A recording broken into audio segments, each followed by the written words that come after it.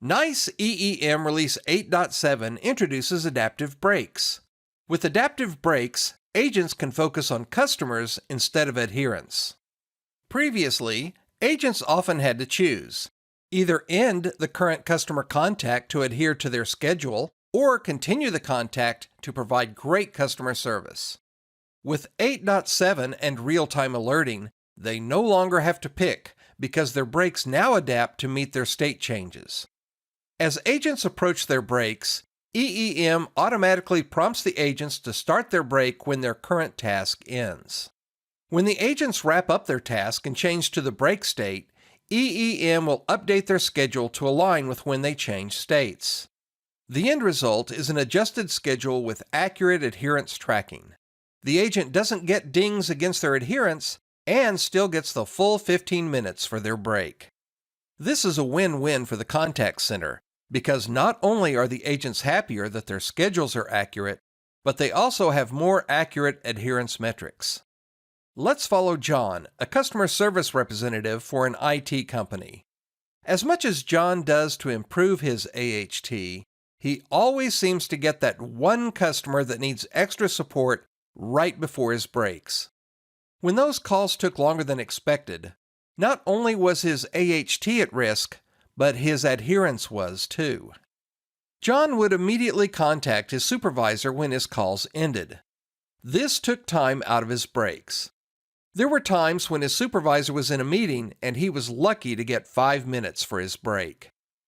With the EEM Adaptive Brakes feature, setting up a rule to manage adaptive brakes is as easy as 1, 2, 3.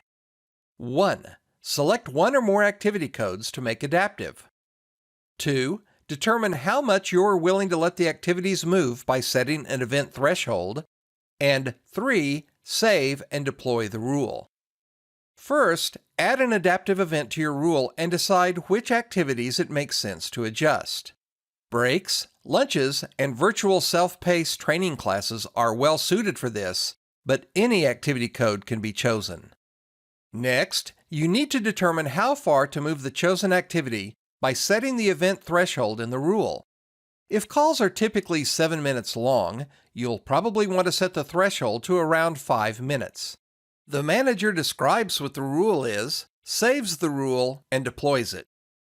This means that 5 minutes before the activity is scheduled to begin, the agent will get a notification reminding them of the upcoming event. If the agent is about to wrap up a call, that agent is likely not to be able to complete another call before the event was set to begin. Switching to that event now makes the most sense.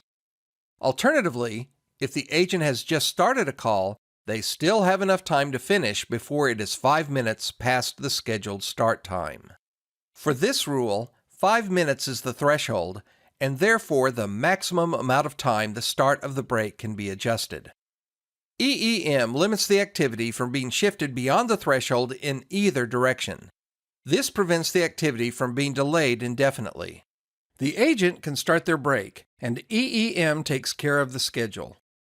Let's follow up with John to see how the new adaptive rules impact his day.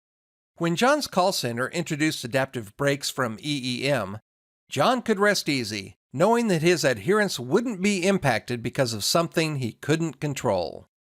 With his full 15-minute break, John is ready to get back to assisting customers with more energy than ever. EEM 8.7 Automating Employee Agility. For more information on EEM Adaptive Brakes, refer to the Administrator Guide, the Workforce Manager Guide, the NUG website at www.niceusergroup.org.